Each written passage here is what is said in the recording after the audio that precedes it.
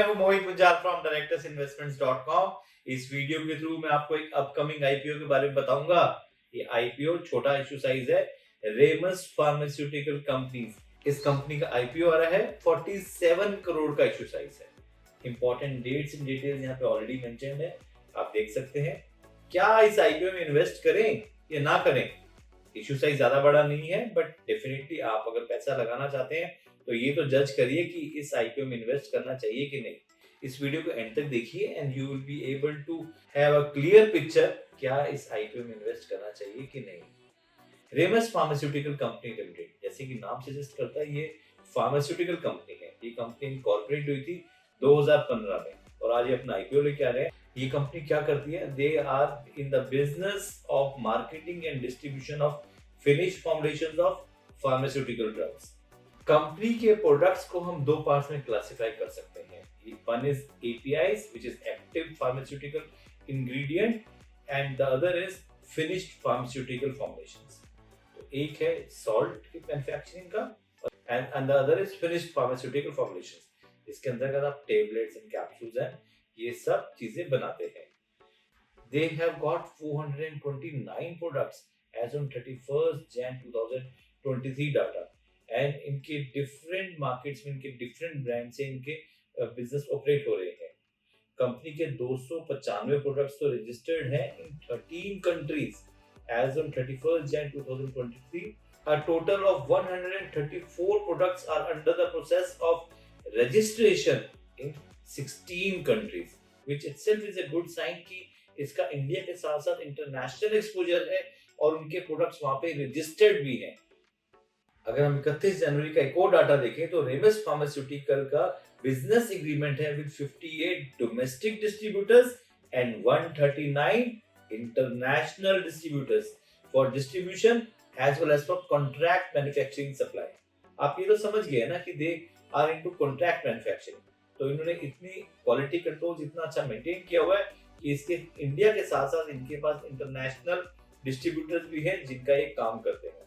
Company के जो customers हैं, they are strong, they are dependable and they have got very good relationship with them.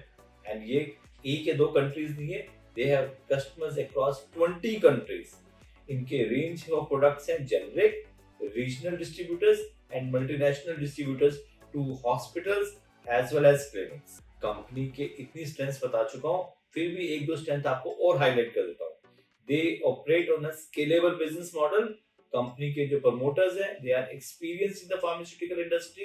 ये एक बहुत बड़ा फैक्टर है, खुद का काम आता है इनको। The company offers a wide product base of 429 products with an additional 134 products in the process of registration in 16 countries. ये पॉइंट मैं आपको ऑलरेडी हाईलाइट कर चुका हूँ।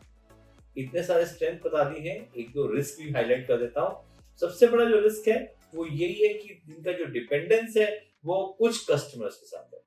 तो दैट इज अ कंसर्न। कल को कुछ रिलेशनशिप खराब हो जाता है और इनको ऑर्डर्स नहीं मिलते तो इनके प्रॉफिटेबिलिटी इंपैक्ट आएगा। कंपनी का ब्रांड अवेयरनेस नहीं, ये एक बहुत बड़ा नेगेटिव स्ट्रेंथ है।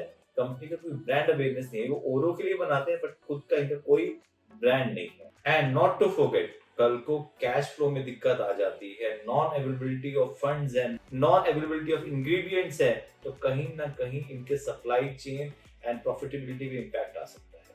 तो ये एक रिस्क फैक्टर ये कैरी करते हैं। कंपनी के फाइनेंशियल्स ये हैं आपके सामने। कंपनी का profit after tax as on 31 March 2020 को था 0.81 CR, जो कि 31 मार्च 2022 को हो गया 3.38 CR। और अगर हम ट्रेंडिंग देखें तो 31 दिसंबर को 6 करोड़ 43 लाख रुपए का तो प्रॉफिट ऑलरेडी बुक कर चुके हैं। इनका रिजर्व्स एंड सरप्लस 31 मार्च 2020 को था 2 करोड़, जो कि बढ़ के हो गया 16 करोड़ एज ऑन 31 दिसंबर 2022।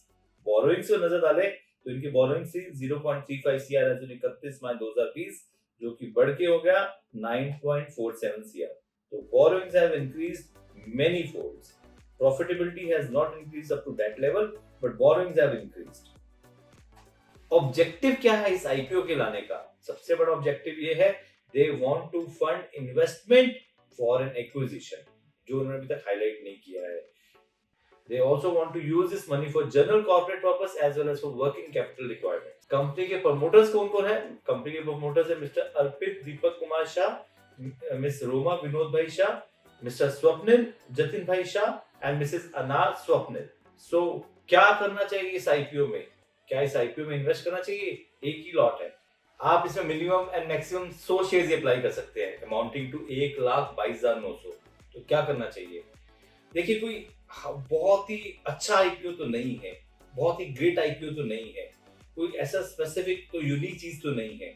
अगर आप अवॉइड कर सकते हो तो अवॉइड कीजिए, अगर आपको लेना है तो आप ले सकते हैं, बट पर्सनली मेरी रिकमेंडेशन इस आईपीओ के फेवर में नहीं है. कंपनी की बोरोइंग्स बहुत हाई हैं, कंपनी की प्रॉफिटेबिलिटी उस हिसाब से सस्टेनेबल नहीं है, एंड आपसे 1,22,000 रुपए ले रहे फॉर इन्वेस्टमेंट. तो मुझे लगता है 1,22,000 रुपए डालना for one particular portfolio at this stage, no. और अधिक जानकारी चाहते हैं तो आप मेरे साथ इन सोशल मीडिया प्लेटफॉर्म पे जुड़े रह सकते हैं.